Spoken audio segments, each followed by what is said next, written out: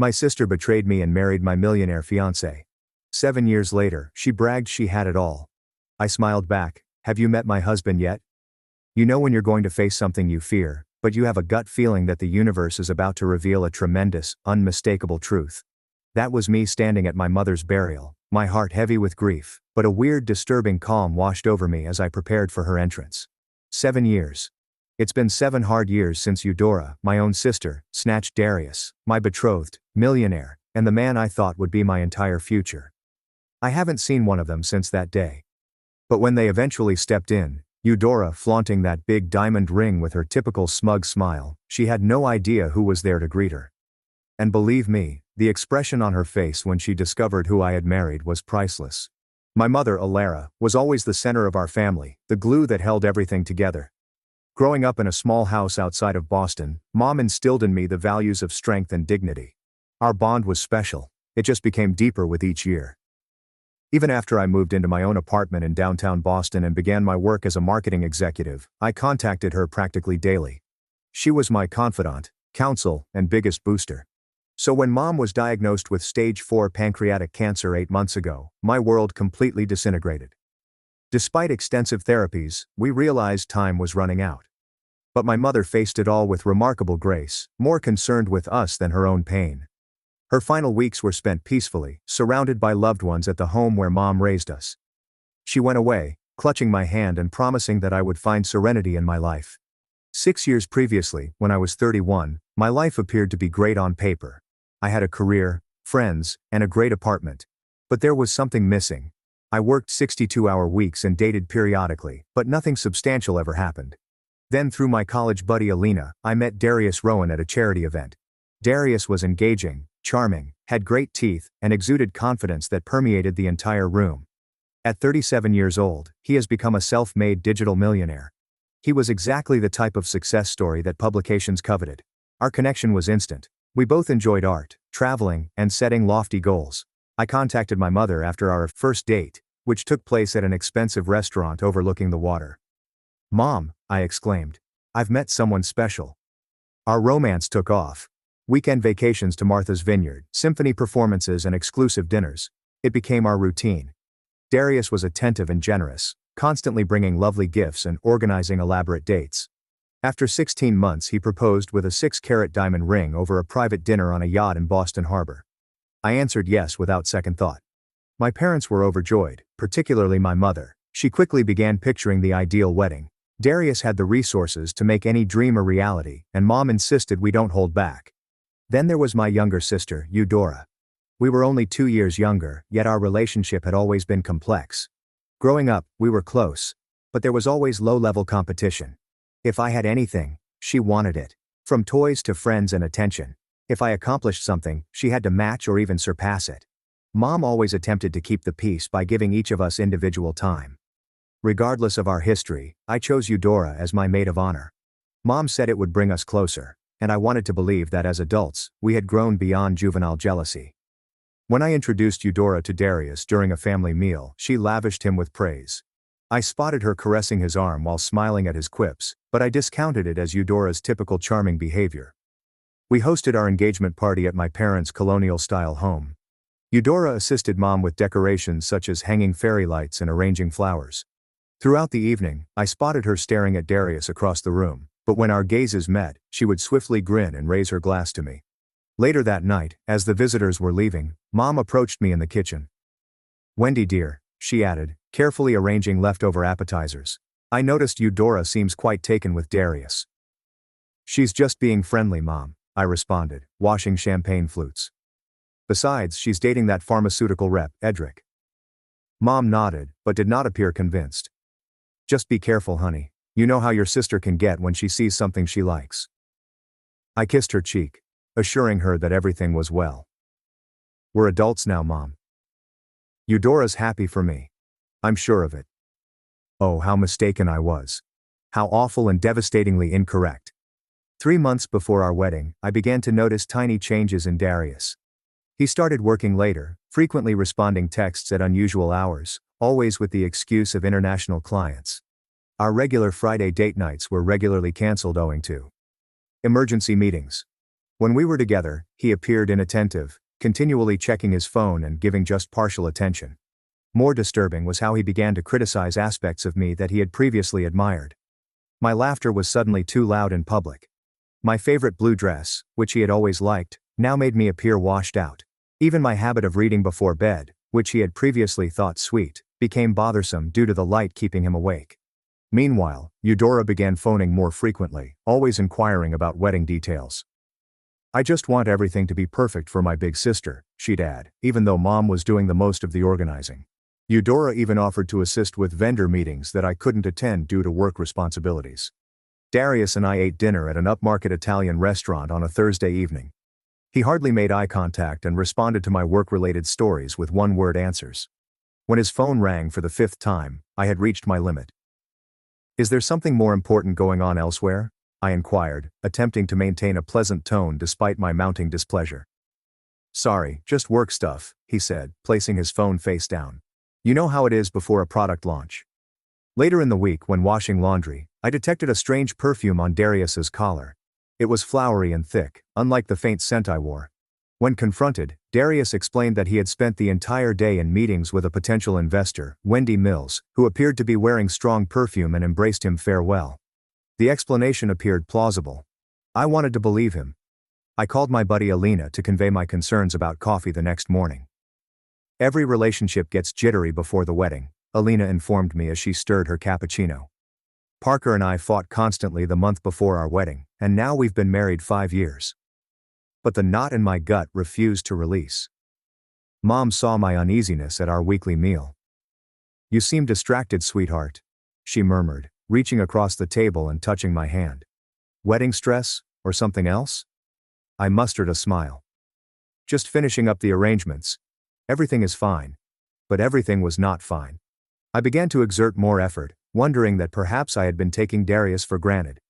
I scheduled a spa day, purchased new lingerie, and tried preparing his favorite foods. He grew increasingly aloof as I tried harder. Then came the cake tasting appointment, which Darius had been looking forward to for weeks. That morning he called, claiming to have an unexpected meeting with investors. "Eudora can join you," he said. "She knows my preferences anyway." I felt terrible after I hung up. How did my sister know my fiancé's cake preferences better than I did? Nevertheless, I accepted her invitation to join me. The next day, when cleaning Darius's car before a dinner party, I discovered an earring trapped between the passenger seat and the center console. A dangling silver earring with a little sapphire. I immediately recognized it. It was Eudora's. My sister had worn the same earrings to my engagement party, a gift from our grandma. When I showed Darius the earring that evening, his expression was wonderfully composed. "Oh, your sister must have dropped it when I gave her a ride to the florist last week," his voice rasped. "She mentioned losing an earring." "You never told me you drove Eudora to the florist," I replied, barely above a whisper. "Didn't I?" It must have slipped my mind. It wasn't important. When I contacted Eudora, her statement matched his exactly. Too perfect. "Oh, thank goodness. I've been looking everywhere for that earring. Darius was kind enough to drive me since my car was in the shop." That night I couldn't sleep, my mind racing. Had they prepared their story? Was I paranoid? My weight began to plummet due to stress, and dark bags appeared under my eyes. I started going to a therapist without telling Darius. 3 weeks before the wedding, Darius recommended we postpone. "I'm worried about you, Wendy. You haven't been yourself lately. Maybe we're rushing things." I broke down, imploring him to tell me what was wrong, what I had done, and how I could fix it. He embraced me and assured me that everything was all right, but his eyes were vacant. That night, I awoke at 3 a.m. to discover Darius's side of the bed empty. From the hallway, I could hear his whispered words from the guest bedroom. "Not now. She'll hear us." I know. Soon, I promise." The next day, I planned to surprise Darius with lunch at his office. My father, Kelsey, called while I was leaving my apartment. "Wendy, are you eating properly? Your mother says you've lost too much weight. We're concerned." "I'm fine, Dad. Just pre-wedding jitters. I'm actually bringing Darius lunch right now." "Good. That boy better be treating my daughter like a queen." He would have known. The security man at Darius's building recognized me and waved me through with a smile. On the elevator trip to the 12th floor, I examined my reflection, attempting to smooth the worry creases that had formed between my brows. My lunch bag held Darius's favorite sandwich from the deli across from my workplace. When I arrived at the reception area, Darius' secretary Morel looked up from her computer, her eyes widening in surprise. "Wendy, we weren't expecting you today." Her attention flickered to Darius' closed office door, then back to me. "Darius is in a meeting right now." "That's okay," I responded, lifting the lunch bag. "I just brought him lunch, I can wait." Morel instantly blocked my route. "Actually, he specifically asked not to be disturbed. Perhaps I could let him know you're here." Something about her apprehensive demeanor raised my concerns. "Is he alone in there, Morel?" Her hesitancy revealed all. Before she could react, I moved past her and opened Darius's office door. I'll never forget that scene. Darius leaned against his desk, his hands on my sister's waist, her arms wrapped around his neck, and their lips locked in a passionate kiss. Neither noticed me at first, leaving me several agonizing seconds to process every aspect. Eudora's skirt pushed up, Darius tolued, and the familiarity in their embrace told of countless previous encounters. When the door closed behind me, they sprung apart. 3 frozen faces in a scene of horror. "Wendy," Darius responded immediately, adjusting his tie. "This isn't what it looks like." Eudora didn't even try such a blatant falsehood. Instead, she raised her chin defiantly. "We didn't plan this, it just happened." The peace that flooded over me was unexpected. "How long?" Darius looked at Eudora, then back at me. "Wendy, let's talk about it privately." "How long?" My voice stayed firm. "For months," Eudora said. "Since the engagement party." "For months, nearly half our engagement. While I was picking out wedding invitations and floral arrangements, they had betrayed me." Darius stepped behind his desk, distancing himself physically, as if prepared for a business meeting. "I didn't mean for this to happen, Wendy. Sometimes feelings change. I was going to tell you after." "After what?" "After the wedding? After our honeymoon?" I replied, my voice rising. He was attempting to find the appropriate moment. His voice had the studied smoothness he employed at difficult client meetings. The lunch bag fell from my grasp. "I trusted you both." "Both of you." Eudora had the grace to appear embarrassed. "It just happened, Becca. We tried to fight it." "Don't call me Becca." The childhood nickname seemed like another offense, and nothing just happens. "For 5 months you made choices. Every secret call, every lie, every time you looked me in the eye, knowing what you were doing." Darius clicked the intercom button. "Morel, please come in." Morel entered moments later, carefully avoiding my eyes. "Please escort Wendy out, she's upset." "I'm escorting myself out," I answered, my pride intact but feeling devastated inside. "You deserve each other." In the elevator, the tears finally flowed. By the time I got to my car, I was hard to breathe through, crying. The drive home is a haze. I just recall contacting my mother from my flat, curled up on the bathroom floor and unable to form meaningful sentences due to my crying. My mother and father arrived within an hour, using their emergency key when I couldn't bring myself to open the door. Mother held me while I told them everything, while father paced the living room, his face turning red with each detail. "I'll kill him," he murmured, his palm covering his heart. "Kelsey, your blood pressure," mother admonished, while her own face was equally furious. The next few days were spent in a blur of pain. Mother assisted me in contacting vendors to cancel wedding arrangements, while father handled the financial elements. When I returned the engagement ring to Darius's apartment and left it with the doorman, I couldn't stand seeing him. Eudora had already moved in. The majority of her things were there, along with family photos arranged on shelves that used to hold mine. Darius's email about distributing our shared assets was coldly efficient, saying that Eudora had assisted him in cataloging my remaining items. The betrayal went further than I had thought. Through common friends, I discovered that they had been meeting covertly whenever I worked late or traveled for business. Eudora had purposely pursued him, making reasons to visit him alone and sending texts and images while I wasn't around. The scandal immediately spread among our social circles. Some acquaintances supported me, while others backed Darius, noting his power in the business sector. Several people stated that they had spotted Darius and Eudora flirting, but had chosen not to intervene. Their cowardice hurt nearly as much as the treachery.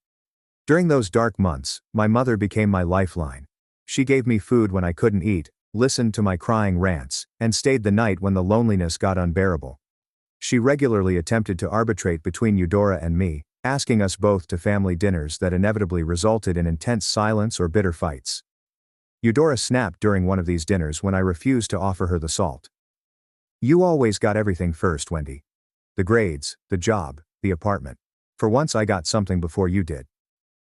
"My fiancé wasn't a prize to be won," I said, my voice cracking. "He was the man I loved and trusted." Mother put down her fork. "Eudora Marie Thompson, apologize to your sister right now." "For what?" "Being honest? Darius chose me. He loves me now." I stood, a napkin put on my plate. "I can't do this anymore, Mom. I'm sorry. This was the last family dinner I attended with Eudora." The stress of his daughter's feud exacerbated the father's cardiac problems, necessitating medication adjustments and further doctor appointments. Mother grew older in months, the lines around her eyes deepening as she desperately strove to keep her family together. 6 months after uncovering Darius and Eudora's deception, I reached rock bottom. My therapist diagnosed me with depression and suggested medication.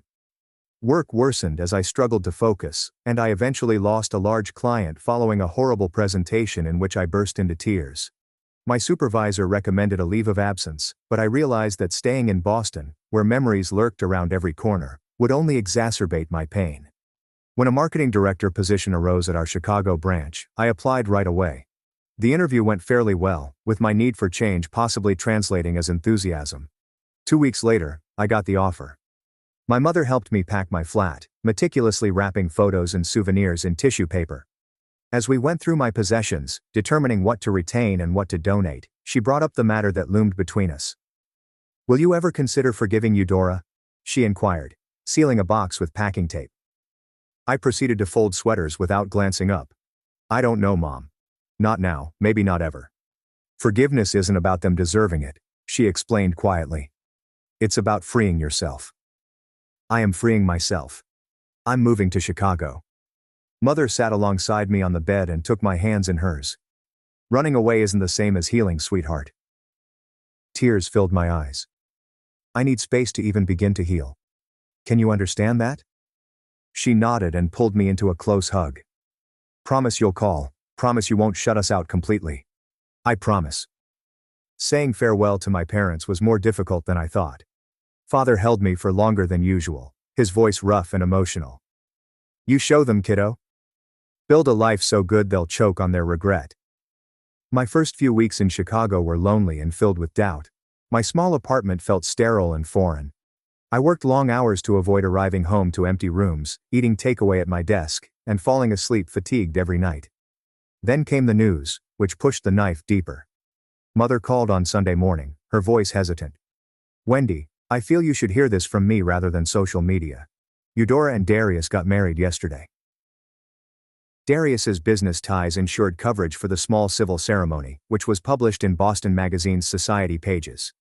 The accompanying photo showed them beaming outside the courthouse, Eudora in a simple white dress with my former engagement ring proudly visible on her finger. That night was my low point.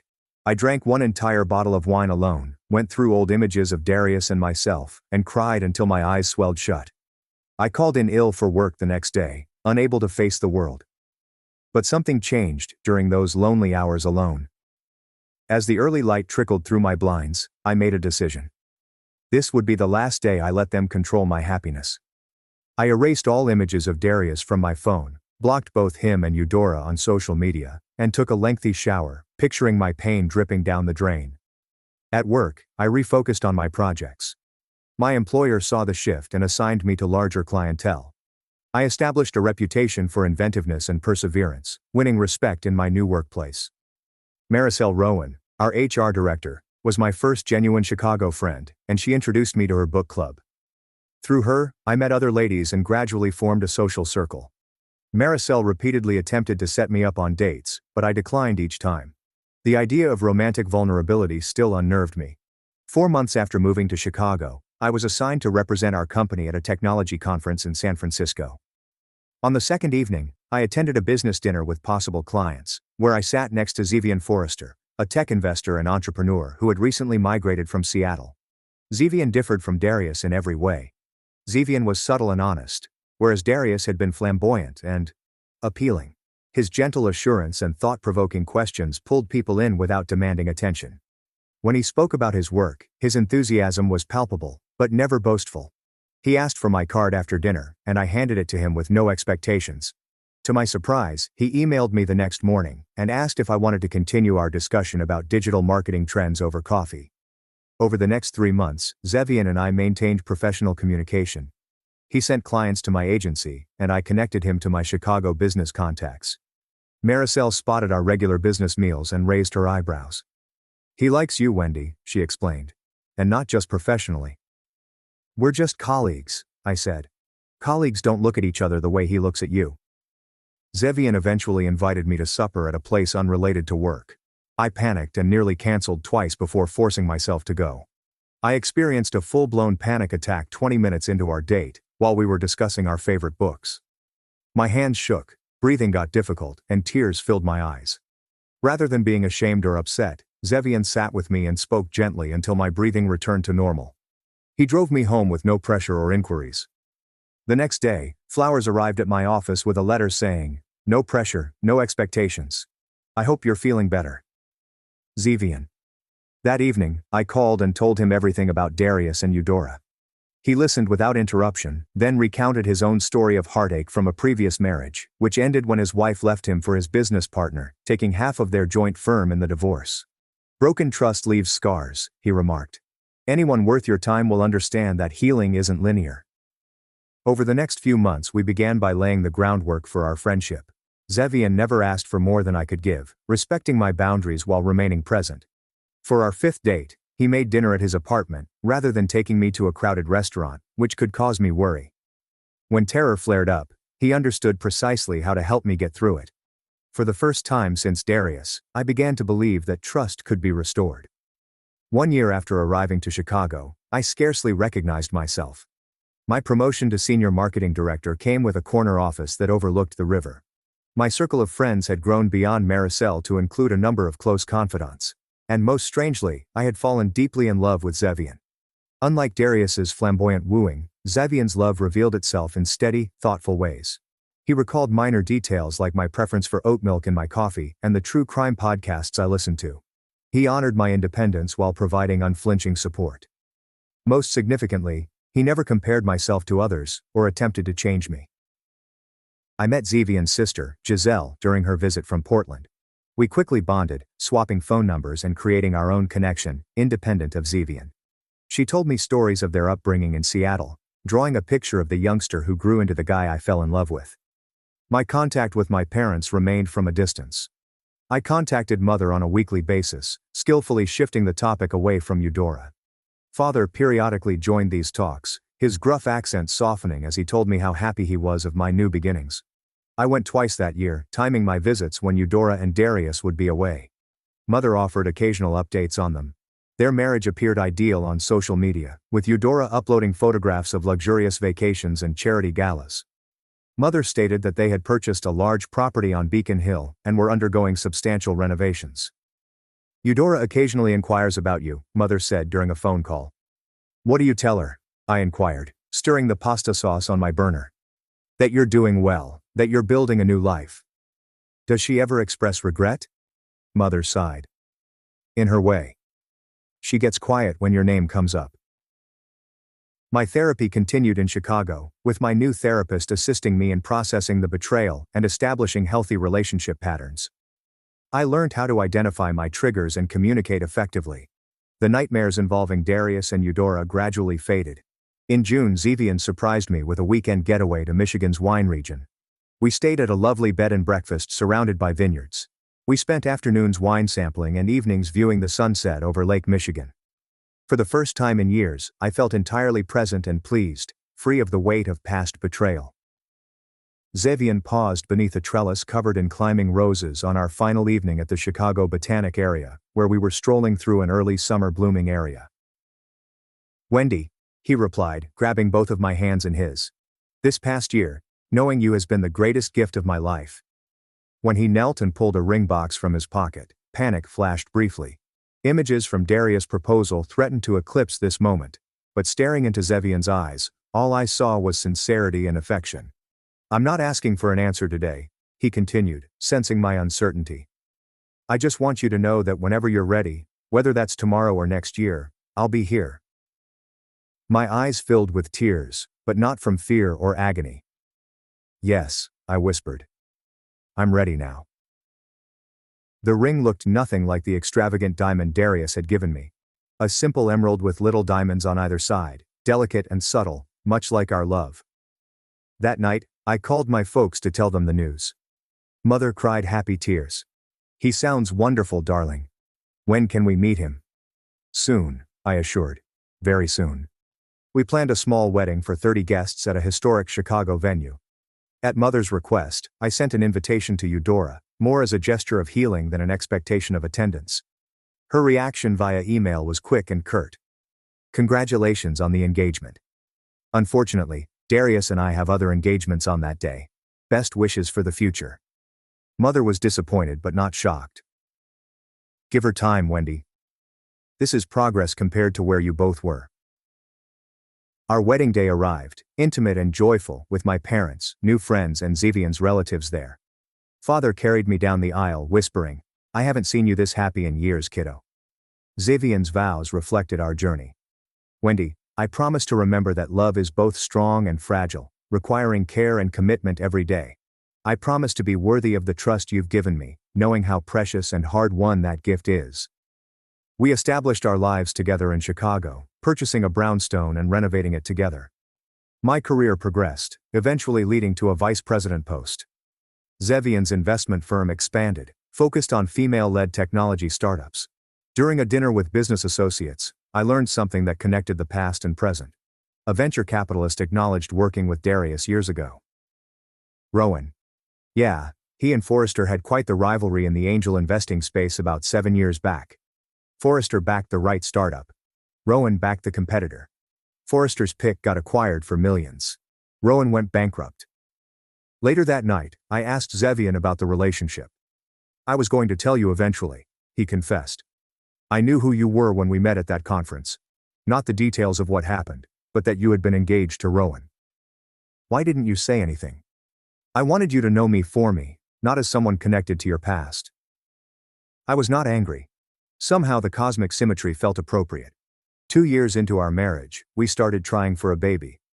Months passed without success, prompting fertility specialists and uncomfortable conversations. Zevian was my support through disappointments and medical procedures, embracing me through tears and reminded me that family may take various forms. Then came the tragic news of Mother's cancer diagnosis. Zevian and I flew to Boston right away, meeting with physicians and guiding my parents through treatment options. Mother put up a brave face, but her cancer was severe and had spread. I took a leave from work to care for her, temporarily returning to my boyhood home. Zevian flew in every weekend to support both me and my increasingly frail father. Mother and I had many meaningful chats about life, love and family in her last weeks. One evening, while I adjusted her pillows, she mentioned Eudora.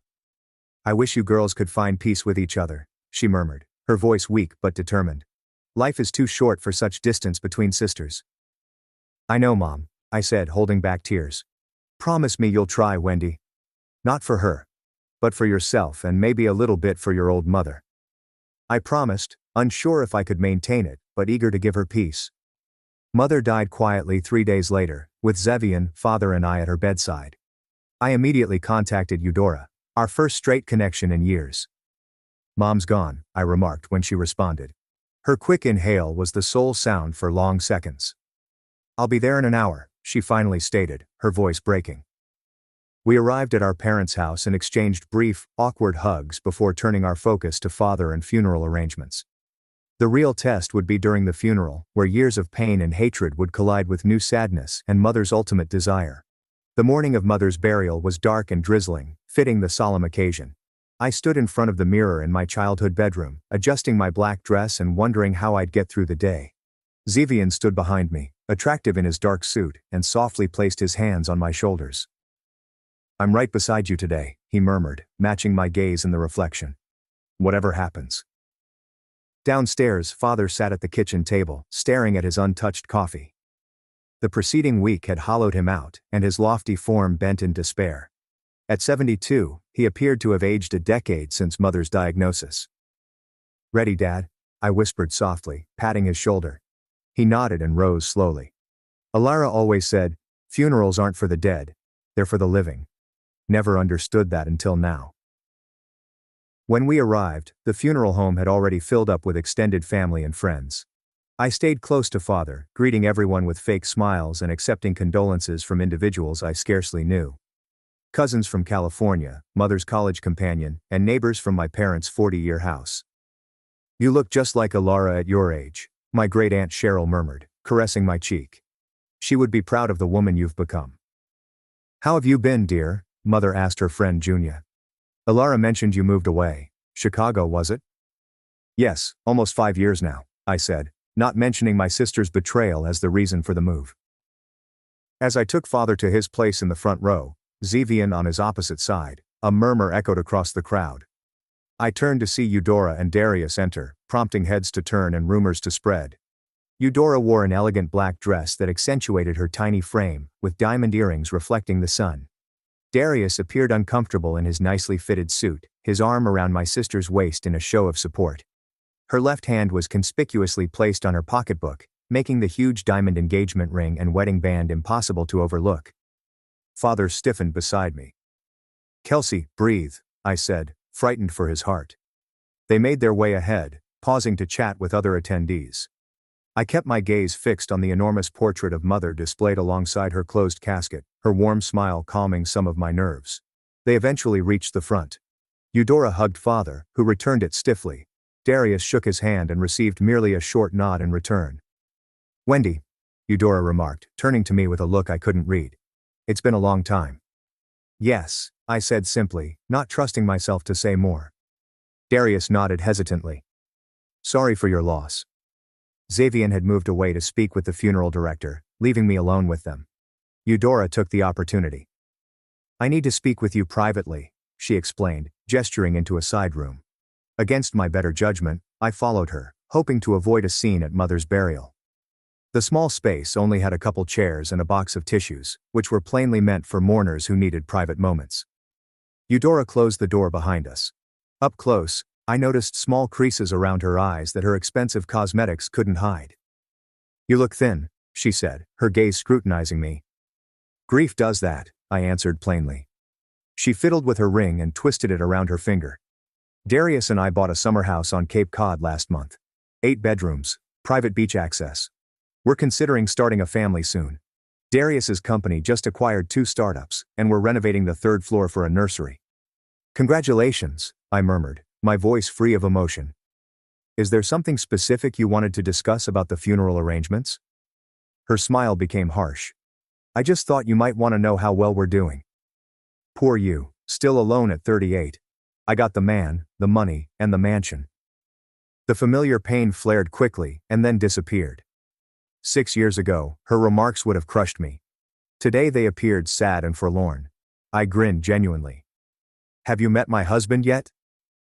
I opened the door to find Zevian standing nearby. Come meet my sister. As Zevian entered the room, Darius came behind him, apparently having observed our discussion. When the males established eye contact, Darius's face turned pale. Forrester, he murmured, his confidence fading. Rowan, Zevian's tone was professional but chilly. It's been what, 7 years? Not since Macintosh acquired Initech instead of your client Comperve, right? Darius swallowed visibly. You two are married? 2 wonderful years now, I replied, sliding my hand into Zevian's. Zevian Forrester, Eudora said softly. As in Forrester Investments? The same, Zevian responded. Wendy and I met at a tech conference in San Francisco. Darius sought to regain his composure. Forrester, we should catch up sometime. I've been meaning to reach out about potential collaborations. My schedule is quite full, Zevian said politely but firmly. But you can contact my office if you'd like. The funeral director appeared and informed us that the service was about to begin. As we returned to the main room, rumors followed us. The connection between Zevian and Darius was well known in business circles. We had scarcely taken our seats when Father grasped his chest, his face contorted with pain. Dad, I shouted, as Zevian instantly called for assistance. We relocated Father to a private room, and the funeral was temporarily postponed. A doctor among the attendees checked him and said that the cause was most likely stress rather than another heart attack. Eudora followed us with genuine concern on her face. Is he okay? Should we call an ambulance? Her voice trembled slightly. The doctor says he's stable, I said, taken aback by her truthfulness. Just overwhelmed. For 20 minutes, we sat there in awkward silence, linked only by our concern for our father. When he insisted on continuing with the service, we returned to the main chamber, with the brief crisis resulting in an unexpected truce. The funeral was both beautiful and tragic. I offered a eulogy that emphasized Mother's kindness, courage, and steadfast love for her family. When Eudora rose to speak after me, she hesitated after only a few sentences, her eyes welling with tears. Without thinking, I stepped to her side and rested my hand on her back. It's okay, I said quietly. Take your time. She composed herself and finished her homage to our mother with anecdotes from our childhood that elicited tears and soft laughter from the audience. As we placed Mother to rest in the cemetery, a gentle rain poured. I noticed Darius standing apart from the rest of the group, checking his watch constantly. Eudora stayed by Father's side, her previous swagger replaced by sincere anguish. The reception at my parents' house was filled with people bringing casseroles and sharing memories. Darius drank considerably, and his uneasiness was obvious as numerous business associates engaged Zevian in animated conversation. I overheard pieces of Darius's company failing with recent acquisitions, and wondered whether Eudora's bravado was a mask for financial problems. Throughout the day, I kept the dignity Mother would have expected, focusing on supporting Father and honoring her memory, rather than lingering on previous scars. As visitors began to leave, I noticed Eudora observing me from across the room, her look unreadable but seemingly softer than before. The day following the funeral, Zevian had an important board meeting in Chicago. Are you sure you'll be okay if I go? He said, preparing his overnight bag. I can reschedule. Dad needs help sorting through Mom's things, I explained. I should stay a few more days. I'll be fine. After dropping Zevian off at the airport, I returned to my parents' house to find Father sitting in Mother's garden with a photo album open on his lap. She labeled everything, he explained, displaying me Mother's clean handwriting beneath each photo.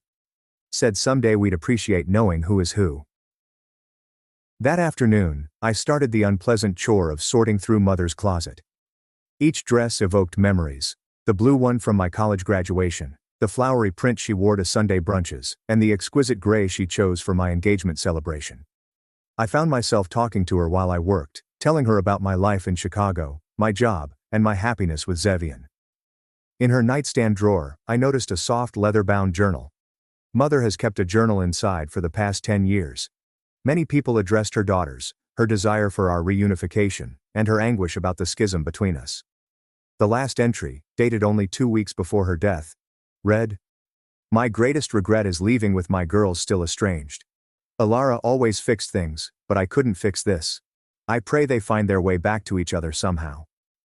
I was wiping away tears when the doorbell rang. Eudora was standing alone on the porch when I looked out the front window. There's no sign of Darius's car in the driveway. Father had gone to his brother's house for dinner, leaving me alone with my sister. I opened the door, not sure what to expect. "Hi," she said simply. "Can I come in?" In the kitchen, I made coffee while Eudora sat quietly at the table. She appeared different without Darius by her side, smaller, less fake. "Where's Darius?" I finally asked, setting a mug in front of her. "At home. He doesn't know I'm here." She wrapped her hands around the mug but didn't sip. The stillness stretched between us, years of unspoken words creating a tangible barrier. "I'm sorry about yesterday," she finally said. "What I said in that room at the funeral home, it was cruel and completely inappropriate." I nodded, acknowledging her apologies but not instantly accepting it. "I saw Mom's journal," she added. "Dad showed it to me last night. Her last wish was for us to reconcile." "I found it too," I said. "But reconciliation requires more than just proximity, Eudora. It needs honesty." She looked up, tears in her eyes. "You want honesty? Here's honesty. I'm miserable, Wendy. I have been almost since the beginning." The dam cracked, and words poured forth between sobs. Darius had changed quickly after their wedding, becoming domineering and critical. His company had been failing for years, and each new acquisition was an attempt to save a sinking ship. The mansions, automobiles and holidays were all financed with rising debt. Their marriage was a carefully crafted front for business connections and social status. He monitors my spending, checks my phone, questions my every movement, she told me. The Darius you knew doesn't exist anymore. Maybe he never did. Why stay? I inquired. Shame, she replied promptly. How could I admit what I'd done to you? Destroyed our family for something that turned out to be a mirage. And then there's the prenup. I leave with nothing. I moved Mother's journal across the table. Read the rest of her entries. Eudora shed more tears as she read. She finally looked up, her face raw with passion. She knew. She saw through everything. Mom always did. I agreed. Eudora murmured. I have hated myself for years. Every time Mom mentioned you, she gladly highlighted your accomplishments. I felt the consequences of what I'd done. Wendy, I'm intending to leave him. I have been privately consulting a lawyer. My emotions were mixed, with a sense of vindication and unexpected tenderness. The sister who had caused me so much pain was facing consequences that I would not wish on anyone. I do not expect forgiveness, she continued. I do not deserve it. But I needed to tell you the truth before I blew up my life again. We spent the next several hours together going through Mother's possessions, sharing sad and loving memories. Eudora recalled her mother teaching us how to prepare cookies, and how she never mixed the various batches because I favored chocolate chip and Eudora chose sugar cookies. Eudora remarked, laughing through tears. Remember how she used to leave notes in our lunchboxes? Different messages every day. I nodded. She never repeated one. We were not quickly healed. The wounds were too deep for immediate closure. But when dusk set, something changed between us, with Mother's love forming a delicate bridge over years of hurt.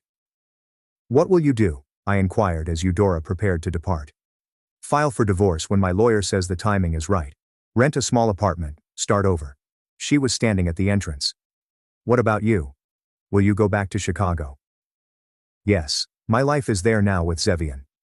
You seem happy, she said, rather than asking a question. I am truly happy. I'm glad, she added. One of us should be. We exchanged quick, awkward hugs before she went. It wasn't forgiveness yet, but it was a start.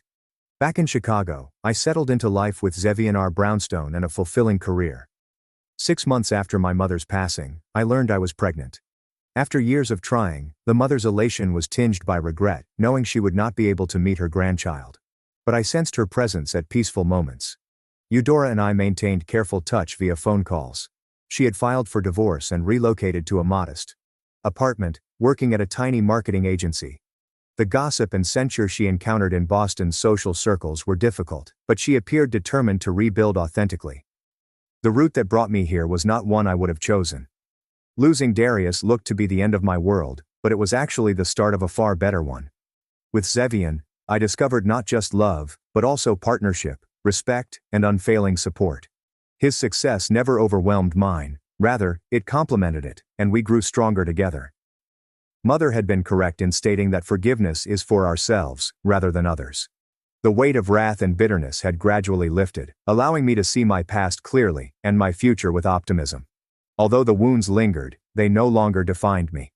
As I sat in our nursery, Zevian painting the walls a soothing green, I considered the things I would eventually teach our child.